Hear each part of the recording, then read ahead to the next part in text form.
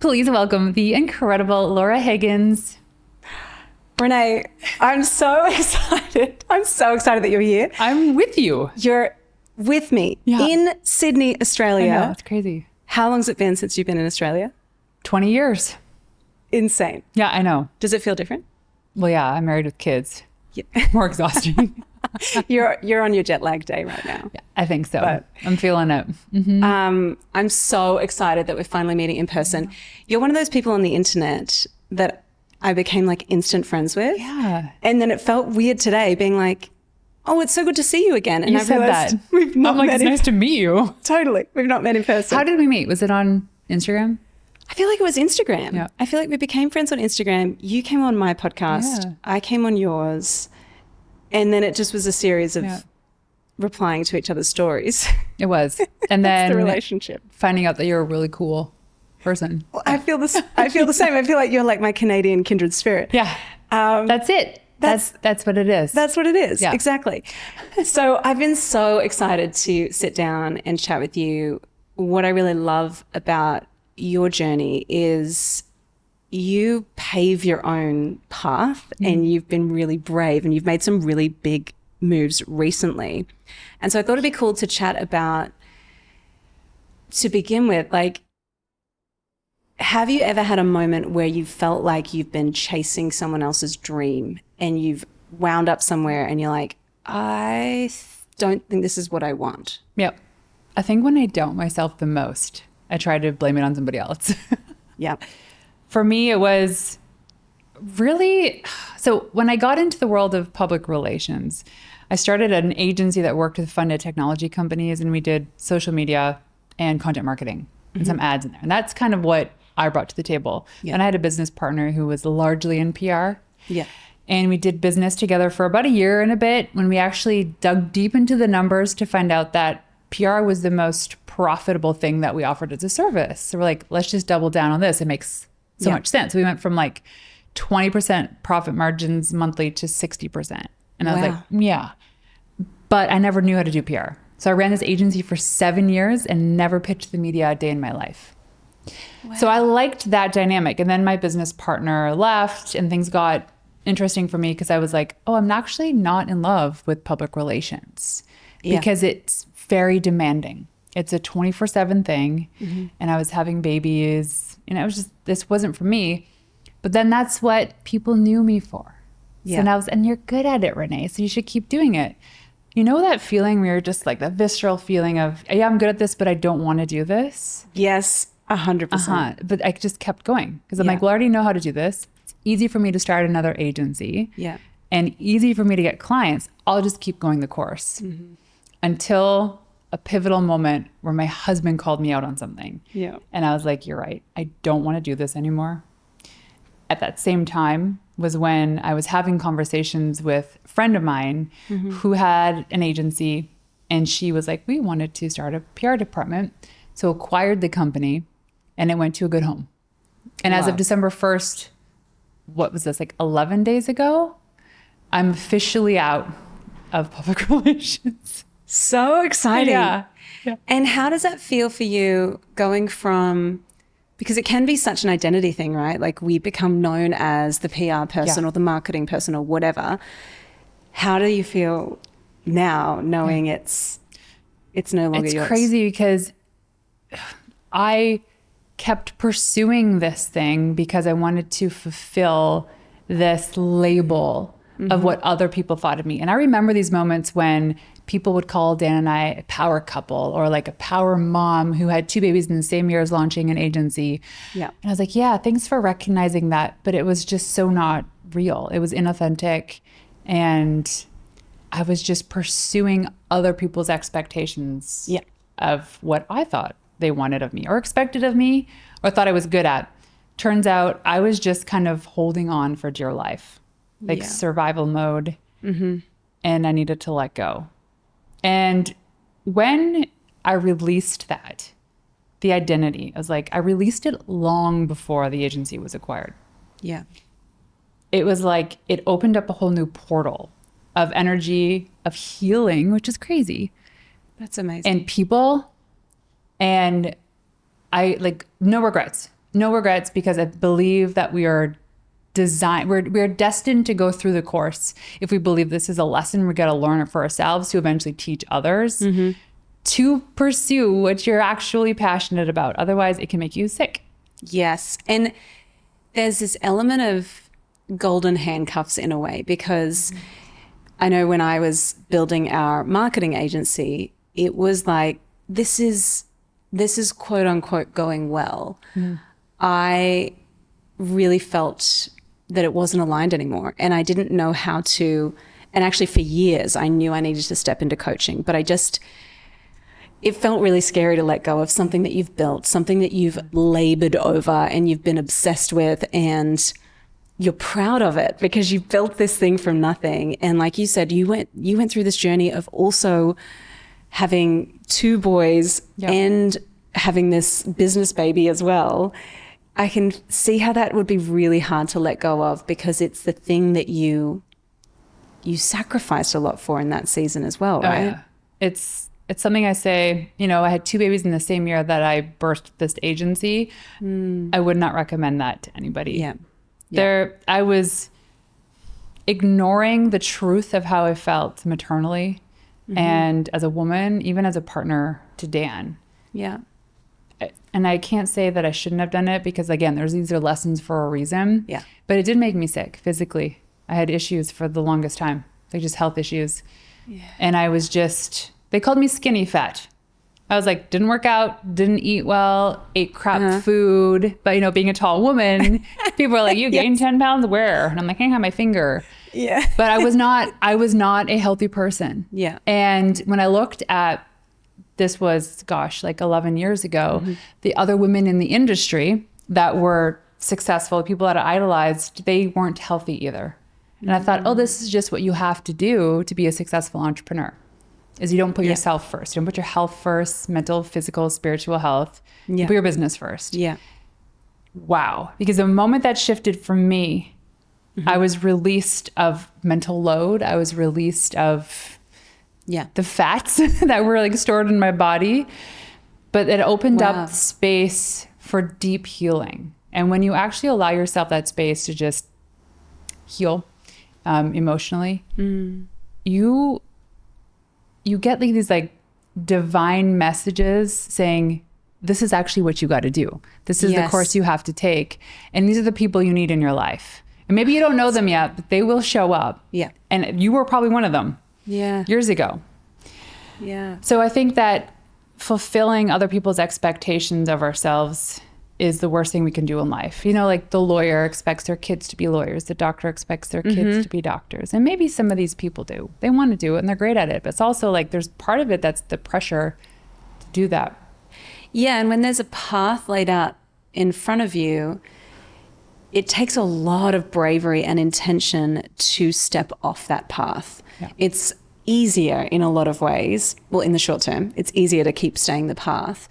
I also feel like there's this element of, it's really difficult to get something new or to start something new when your hands are full with this thing that you're like, I've got to hold on to this. I've got to keep doing this because it's my business baby. It's the thing I need to focus on. And there's lots of shoulds around it. And so it's hard to,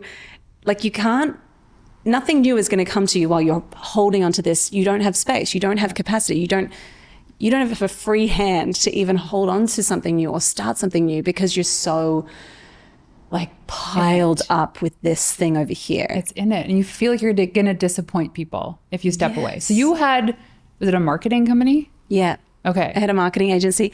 And we also have a web design agency as well. Okay. And I let go of the marketing agency to step into coaching, mostly because I recognized that I was helping people to come up with these marketing strategies and I was delivering them in a day. And I'd be like, here's your marketing plan. Here's your plan for ads, emails, your content, your messaging. We've done an audit of your whole website. We did this insane thing in a day. And I would give it to them and then be like, okay, bye now. Good luck. Have fun. Yeah, totally. And no one would implement it. And so I was like, okay, there's a gap here. What am I doing? And that's when I moved into group coaching, because also the concept of sitting with people one-on-one and saying the same thing that I'd say to you, to someone else, day after day, that just killed my soul. So I was like, I've got to do this, and I've got to be savvy in how I set this up. And honestly, it took me so long. I had to just set myself a deadline, and it was terrifying of like, I'm no longer doing this.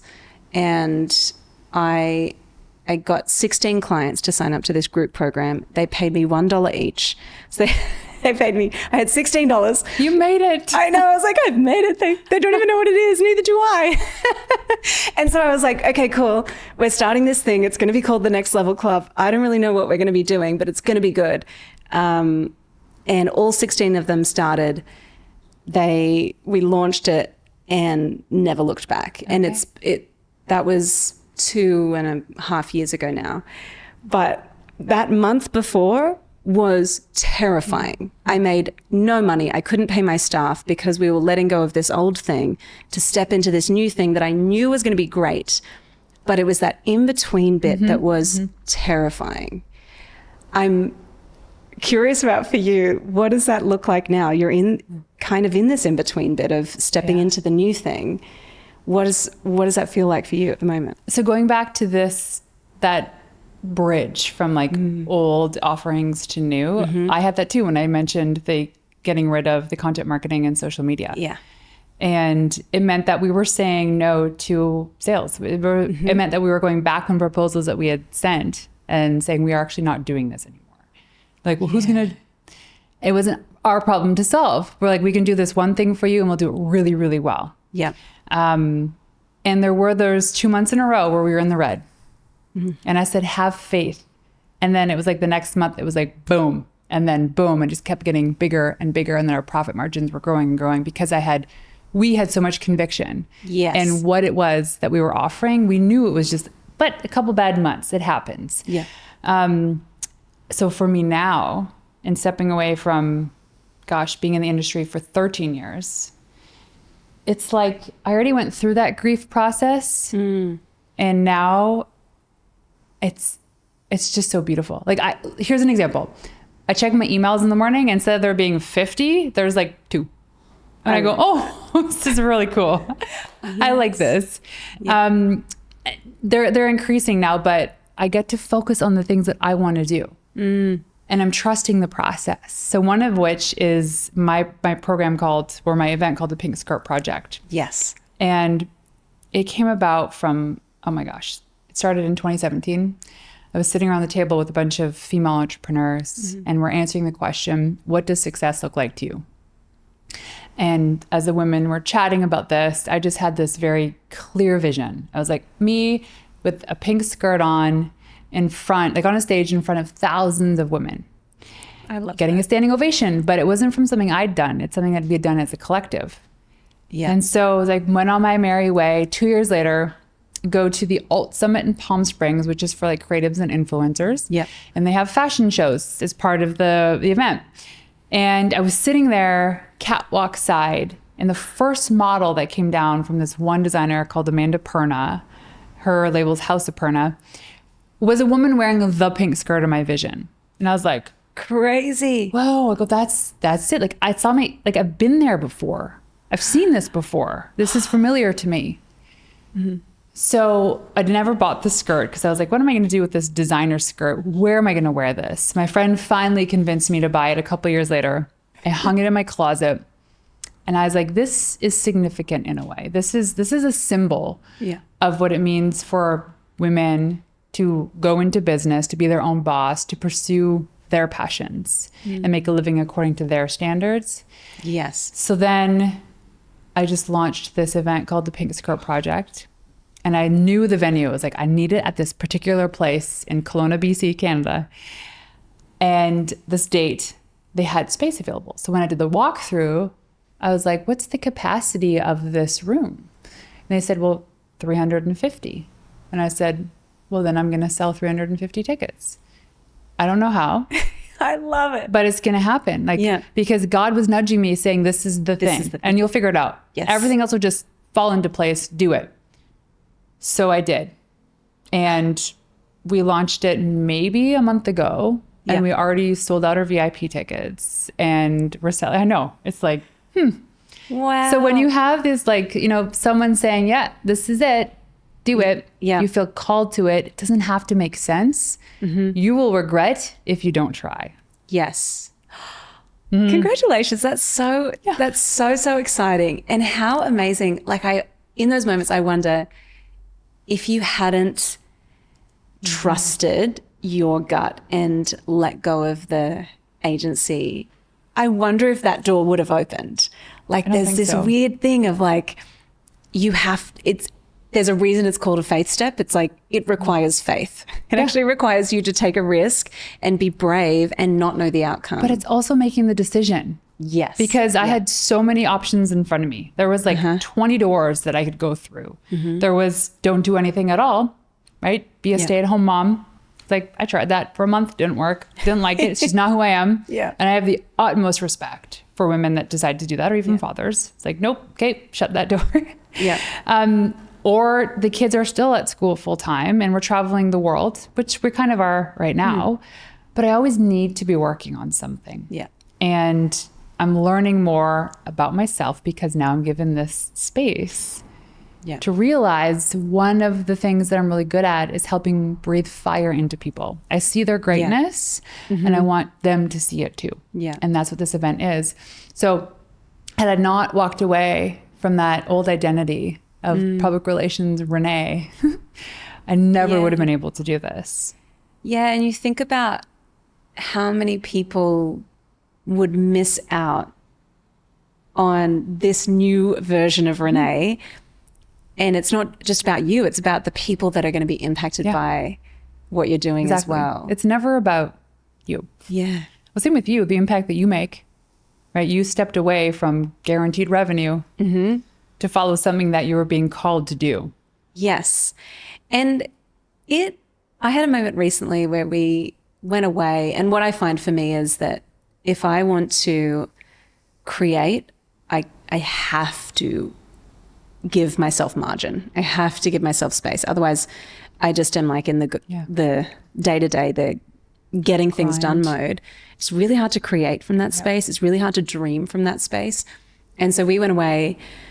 We're leading up to this huge event that we had, and we went away for a couple of days. And the first day we sat down, I was like scribbling, like furiously scribbling. And I was like, this is what we're going to do for our coaching next year. And we've simplified it. We've made it way more efficient for our team, but way better for our clients. And it was like, oh my gosh, when I give myself space, I create better stuff. I can come up with better ideas. But when I'm so in the day-to-day, and I'm a sucker for this, I get so sucked into, I've got to be at my desk, I've got to be working to be productive. And what I've learned is that our most profitable, our most impactful ideas very rarely come while I'm sitting at a desk. We have to get into new spaces and give ourselves permission to rest, and then trust that maybe resting just looks like literally there are no ideas. It's just me chilling out, like learning how to relax. But sometimes, and I find oftentimes, as soon as I sit down and go, my team won't talk to me. Like my calendar is free. It's like you get the downloads of, this is where the good ideas, this is where the magic happens. That's it. You can't force that. Yeah. And I think Cal Newport talks about this in Slow Productivity. Yeah. And just how you do need to create space. Like you can't force somebody to be creative for 8 hours a day. It doesn't work like that. No. They make mistakes. It's really stupid. I think that they did research that you can be creative for 57-minute intervals and you need a break. Wow. And sometimes the depth of that creativity might require even more space too. Yeah. So if you have like an hour-long session, you're like, come up with the frameworks for like your coaching program for the next year. Yeah. You need to walk away from that because that is usually the right answer. And the moment that we go back to try to fine tune things to add to it is when we just make it worse. Yeah, we break it. We do. Yeah. It's kind of like when you know, those college days, and they say multiple choice answers, your first answer is usually right. And then when you go back you end up changing. You're like, because then your brain's like, but is that right? Maybe D is right. Yeah. Or maybe it's all of the above. Yes, maybe it's all the above. They say that when you're forced to making a decision, if you give yourself more than 3 seconds to make the decision, you're not making a decision out of intuition. You're making a decision of cognition. Your brain's like, let me think about this now. Right? So it's like, where do you want to go for dinner tonight, Laura? You're like, let me think about it. Now you're like doubting yourself. Really, you wanted Vietnamese food. Yes. Why didn't you say anything? Yeah, that's so fascinating. And I think I'm finding a lot of the conversations I'm having with your clients, and I'm curious about your experience with this, is there is a lot of indecision happening and there's a lot of open loops and people going, I'd really like to do this, but I'm not sure because of X, Y, Z. And they go into rationalizing, like researching mode. And I think it's good to, do your due diligence, whatever. But at the same time, the speed to decision is how you get the results. Yeah. I find that anytime, like one thing that Nath, my husband, is so good at is he's just like, this is the idea. We're just going to do it and we're just going to see if it works. And my self is like, but what is it going to look like? Yeah. Like, how do I make smell like? What color is it? Totally. Yeah. I'm like, I need to like see it and envision it and all the things. And what we have realized is the speed at which we can make decisions, it helps us to win faster because we fail faster. And so it means that we go, okay, cool. Well, that didn't work. Let's not do that. Cool. Now we know. At least now we know, and we can keep moving. And it's not a little tab that I keep open of like, but what about this thing over here? Yeah. Maybe that's a cool idea. Or maybe that's a cool offer. Maybe that's a cool event or webinar or idea. I think so much of what we do is so many problems that we have in business are because we're not making decisions quickly enough. Well, especially as women. So we feel unworthy of success. So when you think about, when you make a decision fast, then you actually start thinking about it. You realize that decision is probably right, but it just means that you are probably going to be successful, or that you have to say no to somebody else because you said yes to that. And all of a sudden we don't feel worthy of it. So when we go back, we're like, think about like when you close deals with clients, you say, oh, here's a $10,000 package, here's everything in it. And as soon as they start pushing back, you're like, oh, and we'll do this, and we'll do this. Yes. Yeah. And if you sign up for 3 months, we'll give you a 20% discount. Like, no, shut up. You said 10K and here's what's offered in it. Do that. Like, I used to do this all the time. Yeah.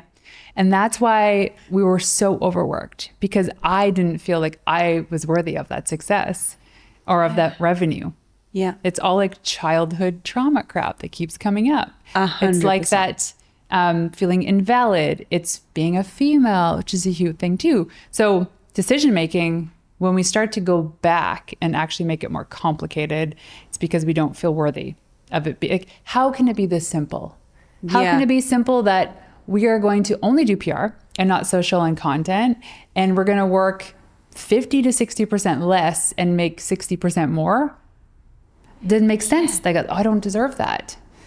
Oh, I'm so glad you said that. That so resonates. And I feel like for women, it's such it just keeps us really trapped, because then we overwork and then we wonder why, it seems like it's so easy for that other person. They just glide through, and I am here over delivering. And then I've got people asking me, like, I think about when I talk with clients, they're over delivering, undercharging, and the clients are pushing back on price. And so they've got this like layered thing of the client reinforces their belief that I'm not worthy.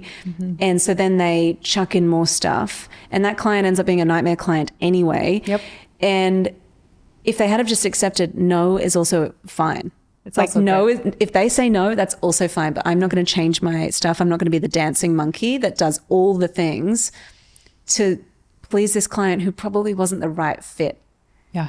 Anyway. No. And I still have proposals out for months ago before my agency was acquired. And they're kind of like coming back and circling around it. And I'm like, they don't realize what happened. They don't realize that now we're part of a bigger company, which means the price is going to go up. Yes. And they're like, can we just had maybe not this and we want to add this? I go, I'm not nickel and diming. I go, this is what we do. This is it. And some of these people are perfect clients. They just can't afford us. Yeah. And you have to say no. Yes. Because when you say no to them, the next person, there's a lineup of people waiting that want to work with you, for that price. And you just don't know they're there because this one person is the bottleneck. And imagine you said yes to that person. Now you just feel like your work isn't good enough. You're not doing things fast enough. It's not creative enough. Meanwhile, there's like, Laura's waiting behind this other person ready to work with me. That she's waiting. And I think energetically what happens when you say yes to the wrong fit for the wrong price is you end up resenting the work a little bit.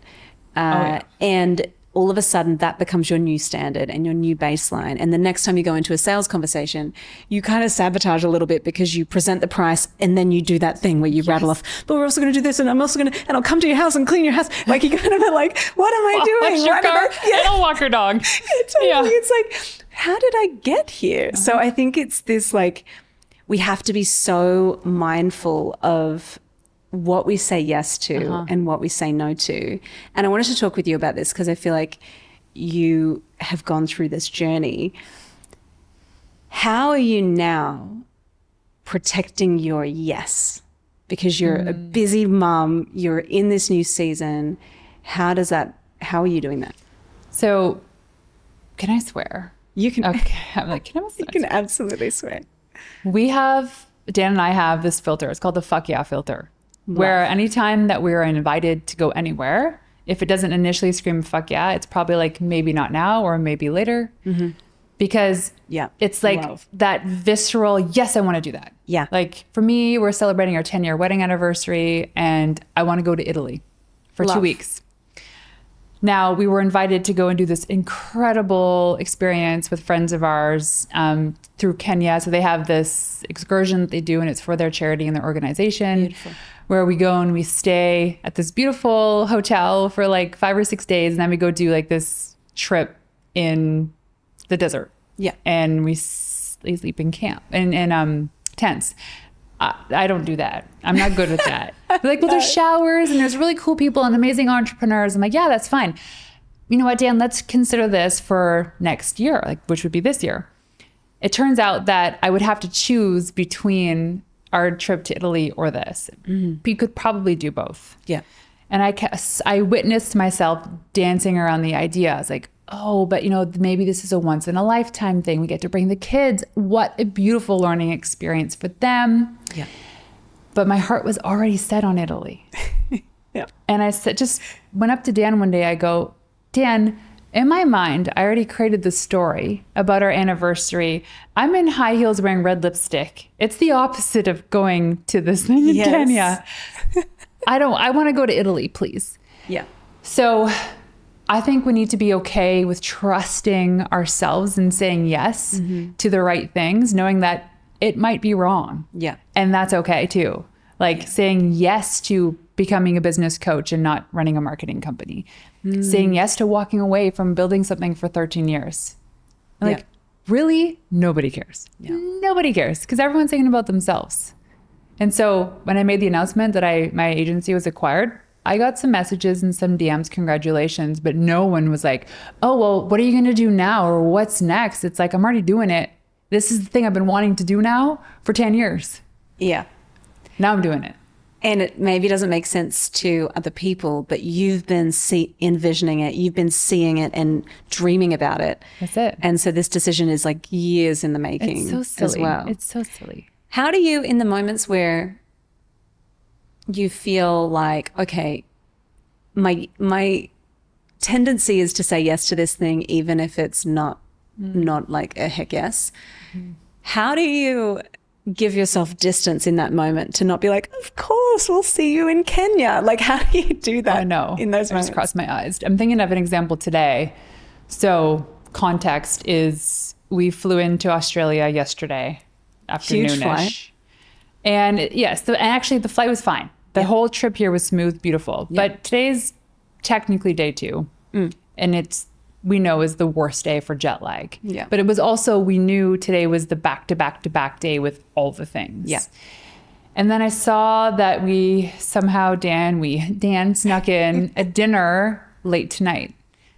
And I'm like, it could have been Oprah. It could have been the Queen when the Queen was alive. And I still wouldn't have wanted to say yes because I knew my battery was going to be 0. Why did I say yes? And now we have to backpedal and postpone this dinner because we are so exhausted.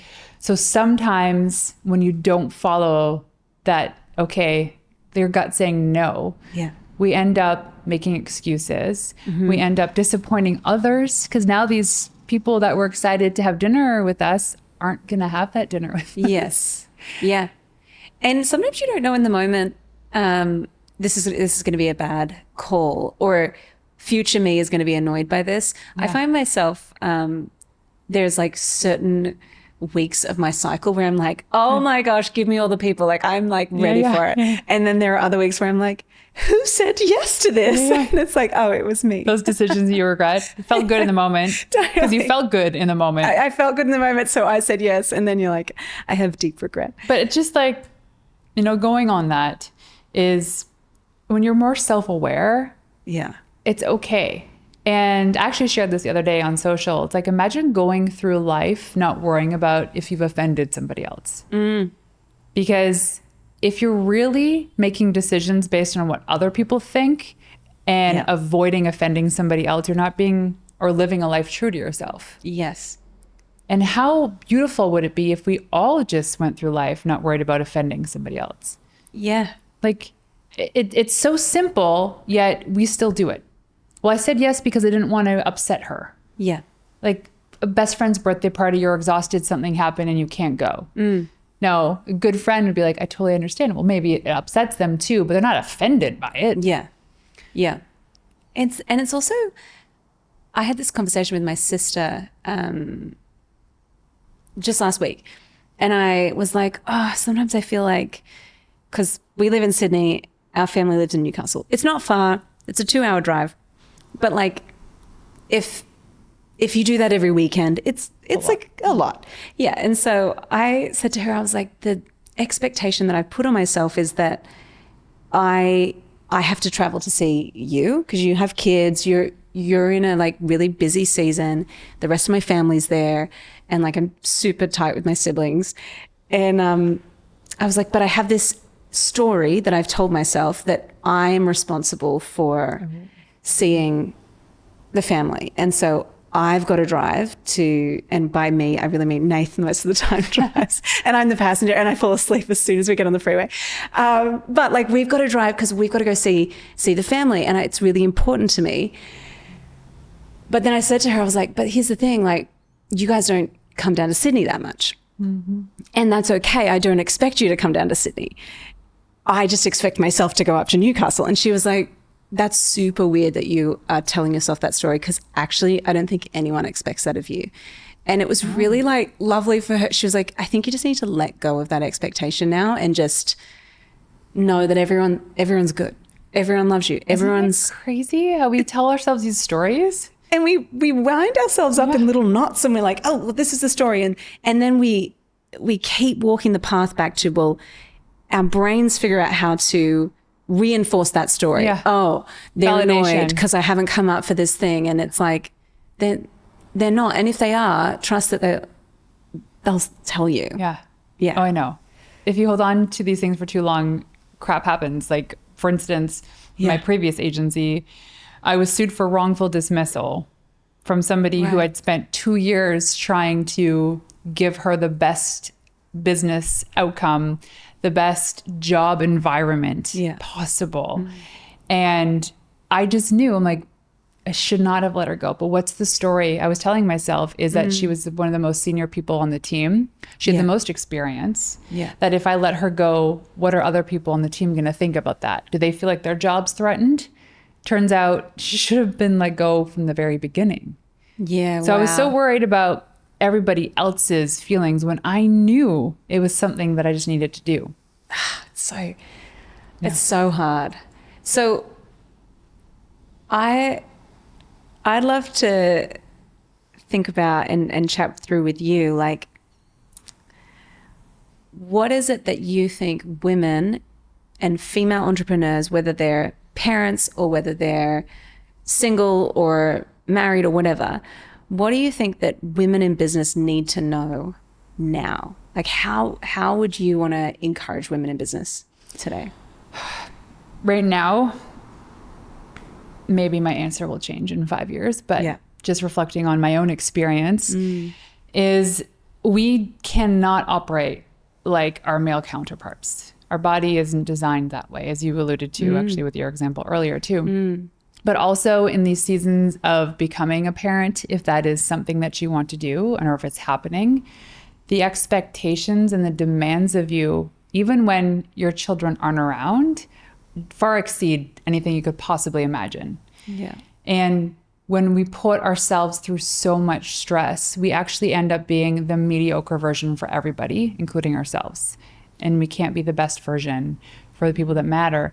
We have really good friends of ours that are the most straightforward decision makers, to the point where at first, when I first became friends with them, I was like, okay, that's kind of harsh, but it's not harsh.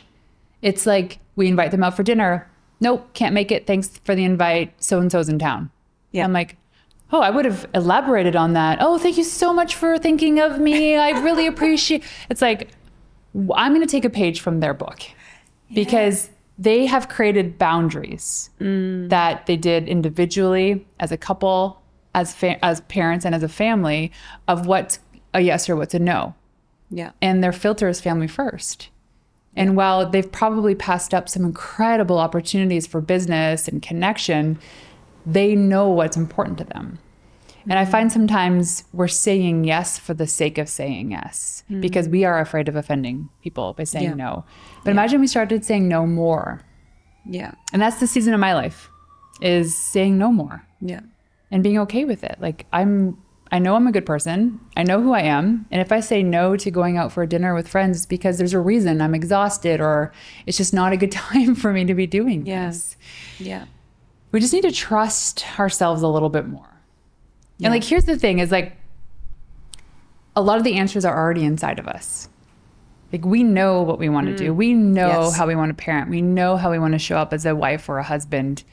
Why don't we just do that? Yeah. And I feel like too I've been thinking a lot about, well, how do I, when it comes to boundaries, when it comes to who's going to get the best part of me, I've been thinking about these spheres of, okay, who is my inner circle? And it's really like Nath. Yeah. It's like, okay, cool. That's my inner circle. And it's my family. And then outside of that is my friends.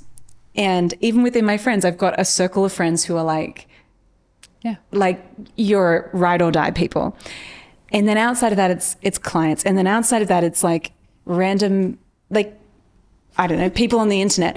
But sometimes we can fail to distinguish between the random person on the internet and your closest friend giving you feedback or getting disappointed in you or whatever, or praising you as well. You can get a lot of praise from random people on the internet and feel like still you're struggling with your worth. And so I think it's identifying too, like, okay, what are my spheres of like, who is most important to me? And then, okay, outside of that, then there's this next sphere. And then there's this, it's maybe my clients or whatever.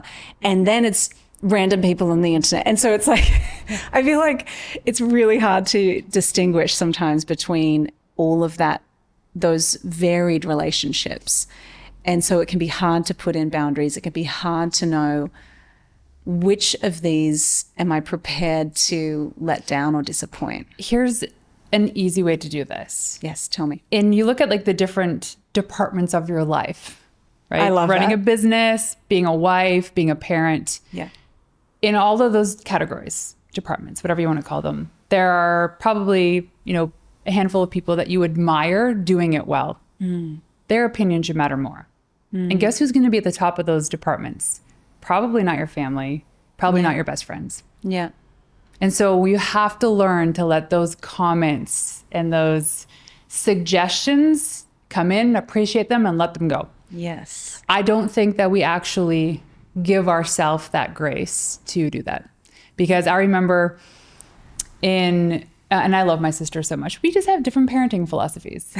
And she said these like little comments that I know she didn't mean them as jabs that I'm still holding on to today because I thought her parenting advice meant more or weighed more than the parents who I admired in the space. Like I have a friend, Shelly, who has 5 kids. And I go, you have 5 kids and all I ever see you is drinking coffee, reading books. Do you do anything? She's like, no, I taught the oldest one to teach the younger one, to teach the younger one to do all these. I have 5 kids. Guess what? I don't have to do any chores in the house. Yes. I never have to do laundry or dishes because I taught them how to do it. Yeah. I was like, you know what you're doing. And so I turned to her for the best parenting advice. It was just clean and simple. And her opinion mattered. Yeah. So whenever she said, oh, you know, Renee, maybe you could do it this way, that meant more than somebody I was related to saying, oh, you didn't breastfeed long enough. Maybe that's why your child is clingy.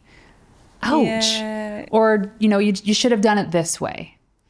So I think that we need to look at who we admire the most, who's doing it according to what we want to achieve, and make those opinions matter more. Yeah, and there's an element too of familiarity can be really tricky as you grow and change. And I think it's challenging to navigate. It doesn't mean that there's any less love there. No. It doesn't like, I feel like with my... And it's not like they're right or wrong. It's just not what you need to hear because that's not what you're trying to achieve. Totally. I posted this quote the other day on Instagram that was, stop asking people for directions to places they've never been. Yeah, I saw that. And it's like, oh, okay, cool. So like, and there are certain things where I look at my parents particularly and I'm like, man, they're good at that. Yeah. Like there are some things I'm like, man, they're really, really good at that. I am so grateful that they taught me those things. And then there are other things where I'm like, oh, I think probably Nathan and I will do that a bit different. And that's like, I don't know. I think there's all of us would have things where we go, oh, we're going to do that a little bit differently. And it would be kind of weird if it weren't the case. Yeah, because you have to make your own life the way you want it. And also there's part of it that's like our responsibility is to heal ourselves so we help the next generation not have to go through that. Yeah. And so there's probably some things that were socially acceptable in marriage and business back in the day that to them didn't seem like was anything wrong. But today we're like, maybe we shouldn't do these things anymore. So like my parents have been married for 55 years and they have a great relationship. Yeah. But also I'm like, I would not do it the way they did it. Yeah. And I felt like they had their marriage and they pursued their partnership according to what was told, like suggested of them 50 years ago. Yeah. And they also came together and said, I'm not going to parent my kids the way I was parented. So that ends, like the movie, that ends with us. That ends right here. Yeah. And I'm 43. So my times have changed in the past 43 years too. Yeah. And so we don't do things the way that my parents did. Like, I mean, there's some things they did that are so beautiful. But just because I am the product of that environment does not mean that I have to continue doing this. Yeah. Same in business. Yeah. Same in marriage. Like you guys have it figured out and that works for you guys. And that's a beautiful thing. Yeah. It might not be approved by family or friends. Yes, so true. Okay, I want to talk to you about your going on a sabbatical. I'm on it. You're on the sabbatical officially as of like it. when? December 1st. December 1st. Yeah, so like 11 days ago. So exciting. How do you go, because I know you and I are probably quite similar in that we're like get it done people, like to be busy, have things on the go, working all the time. How are you going to rest? What's that going to look like for you? Well, after today's the last big today's your hustle day. Yeah. So here, the honest to goodness answer, just like gut is it all starts with what I'm doing first thing in the morning. Yeah. Because I used to roll out of bed grab coffee and just start emailing, pitch follow-up, Slack, manage team, manage expectations. And for the past 2 months, it's been going to bed, drinking water, then having coffee, then journaling and reading, and then just being in the quietness and the stillness of the house. Still knowing that there's stuff that I needed to get to, but what I've learned is that there's always going to be stuff I need to get to. And in these moments of peace, in the journaling and creating that spaciousness and thought in my day, allows me to be more creative. And like when you journal, if you do like the morning pages, like Julia Cameron from The Artist's Way, you end up making the most incredible to-do list because you're like, oh, I forgot I have to do this and this and this. But those to-do lists end up becoming more curated. And I've noticed that it's more the things that I want to do. And I still genuinely believe that my days can still look like they would in a sabbatical and I could still build a business because I have that extra space. And I'm also not in an industry that requires me to be available 24/7 anymore. Yeah. So true. Yeah. I love that. So instead of, and I know that you also are really focused on working out. Yeah. You're doing CrossFit as well. I've stopped CrossFit. Have you stopped it? Yeah. It's been months. I'm going to get back into it. But now personal training. Oh, so good. Yeah. Okay. That's really Lots of personal training. And then, yes, I do need to, here's the other thing too, is getting so busy for busy's sake, I stopped doing the things that I love to do. Yes. CrossFit, drum. I used to do drumming. Yes. Okay. I didn't know this. Yes. I was obsessed and I did lessons once or twice a week for 4 years. And then life just got too busy and I stopped doing it. So I was always doing things for other people, like my kids, bringing them to soccer and football and basketball and more soccer. I was like, where's Renee time in this? So that, but also when I put in the day, the things that I love to do, there's still so much space. Yeah. And right now I'm filling it with the things that I love to do, like my podcast and getting my event ready and then traveling with Dan and supporting Dan. Like I used to not want to support him because I felt like by doing that was taken away from what I was trying to achieve. But now I realized it's actually helping both of us. And he's showing up too. I mean, literally, he's showing up here in like 20 minutes. He's going to be here soon. But I actually, on that, I have loved seeing you guys doing more together. I'm not sure if that was intentional, if you've been, but definitely from the outside looking in, I've really loved seeing what you're building together. And it definitely feels like it's a team. Yeah, we did like a vibe. super deep dive on our podcast analytics. And now that the podcast is part of Martell Media, I report to Sam, which is Dan's like man for everything. Love. And it wasn't that long ago that I was reporting to him the episodes that had the highest consumption rate and the most downloads, which is like kind of key metrics for us. And we came out with this beautiful episode title formula based on all these numbers. And also looking at the anomaly shows. So what was like shows that were 3 to 10x more downloads and and they were all with Dan. And I didn't want to tell him that. I'm like, don't let this go to your head. He's been on my show 4 times and every single one of them. Yeah. So I was like, Sam, so I don't know, if you do like math, you're trying to come out with the averages. You always have to take the anomalies away because they skew the average. But I feel like compelled to maybe do more content with Dan. And he looked at me, he's like, Renee, the content you create with Dan also does very well on his channels. I go, blondes convert. I knew it, blondes convert. So now we're doing monthly content together. We just like so good. And it's so much fun because I so love watching him shine. Yeah. And I just love the people like you that just gets like pulled into our orbit. Like the fact that we can go across the world and show up here and have friends that are waiting to connect. I'm like, this is so cool. Yeah. And like, this is the life that we've always dreamed of. And now we're actually living it. And it seems like you are, I just feel so excited for you because you seem like you love seeing Dan shine, but it's like really cool to see you. I just feel like even in the last 12 months, you just have like, I think so too, stepped into this new thing. And this event that you're going to do, it just feels like it's all going to take off. And I can't say that I regret not doing this sooner because I do believe that everything in our life is by design. And we could spend all this time contemplating and trying to figure out why this happened. What's the lesson? Most of us have to live experiences in order to be the person to teach the other people going through it how to go through it better. So we can heal ourselves.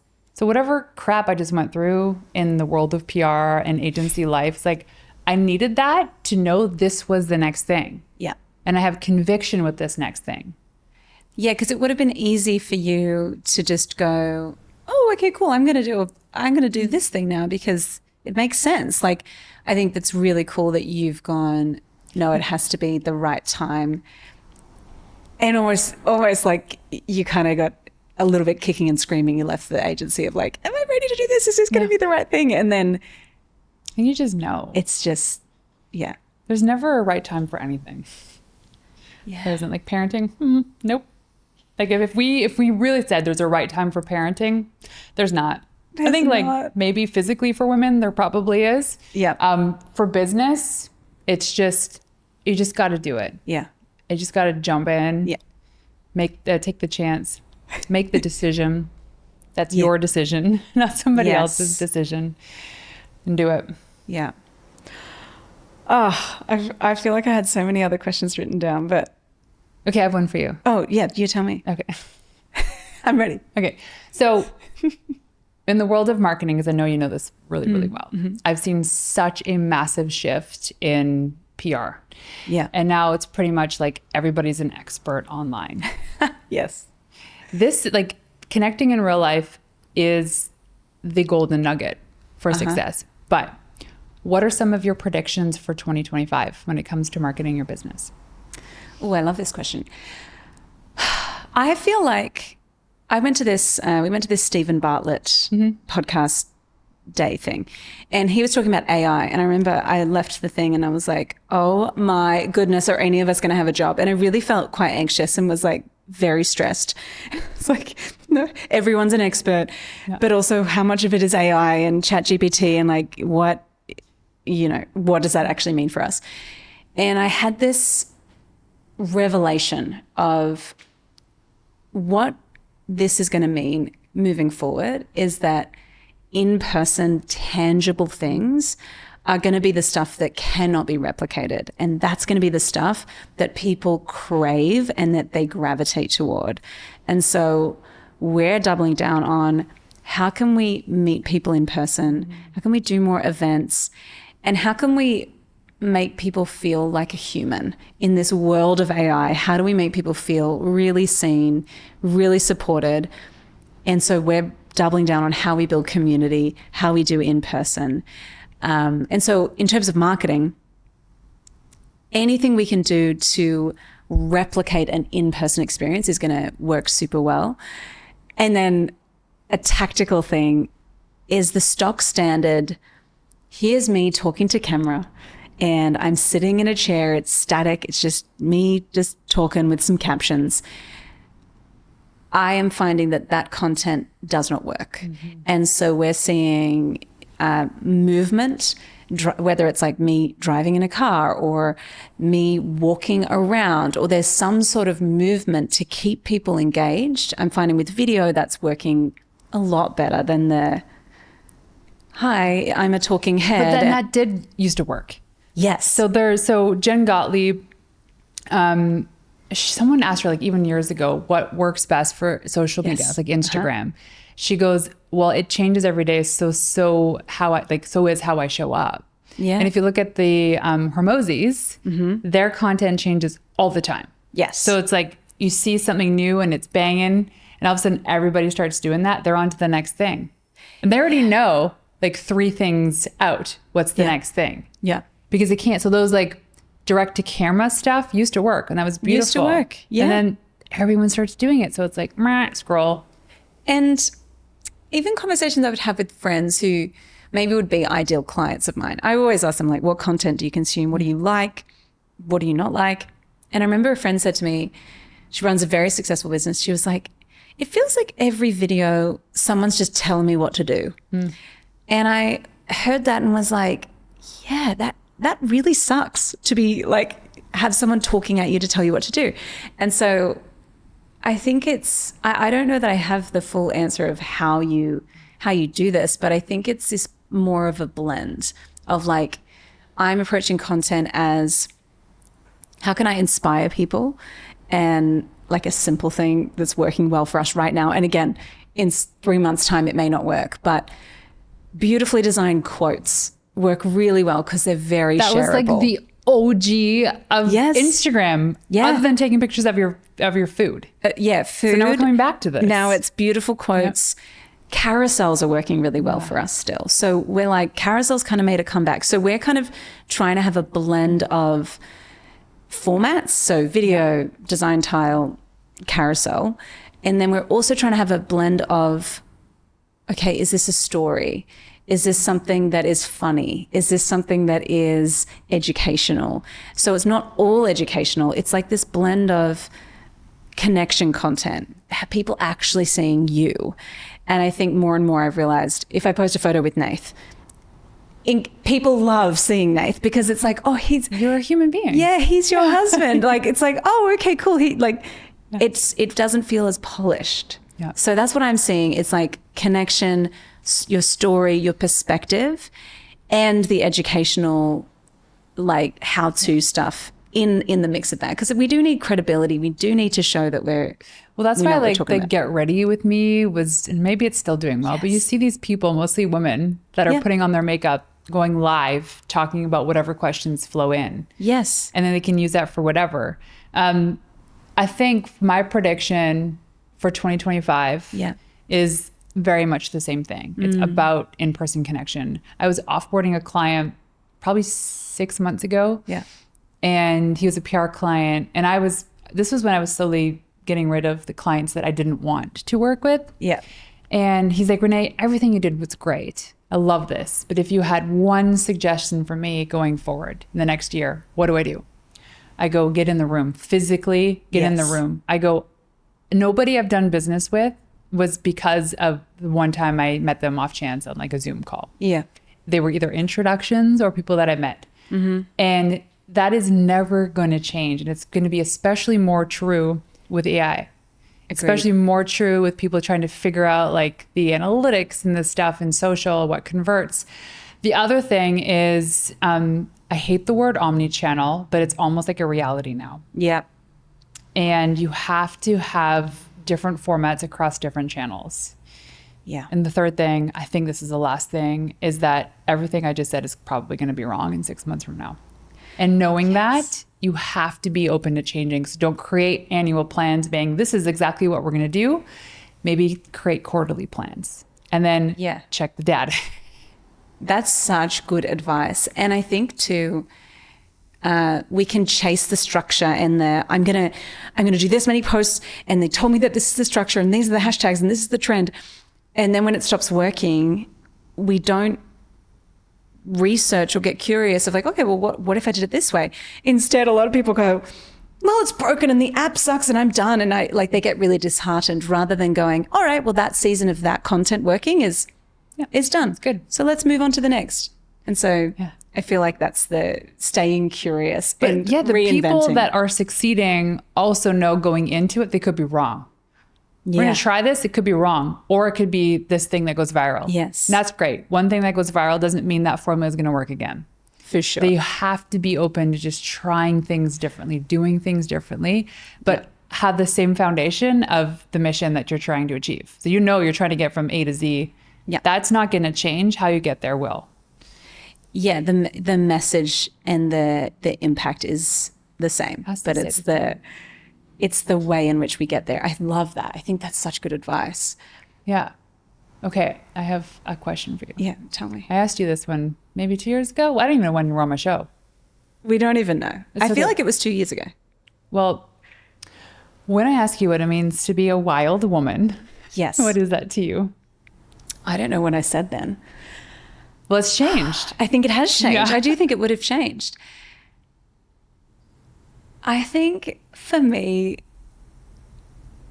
the thing that I am aspiring to be is someone who is like equal parts kind and caring and empathetic and like a really good friend. and badass, bold, like someone that people look at and go, that's a strong woman who knows what she's doing, and she's like a bit of a badass. So for me, I'm like trying to Be both. be both, and knowing when to do The like, badass versus knowing when to switch into that and go, that's not going to work for me, and this is my little alter ego.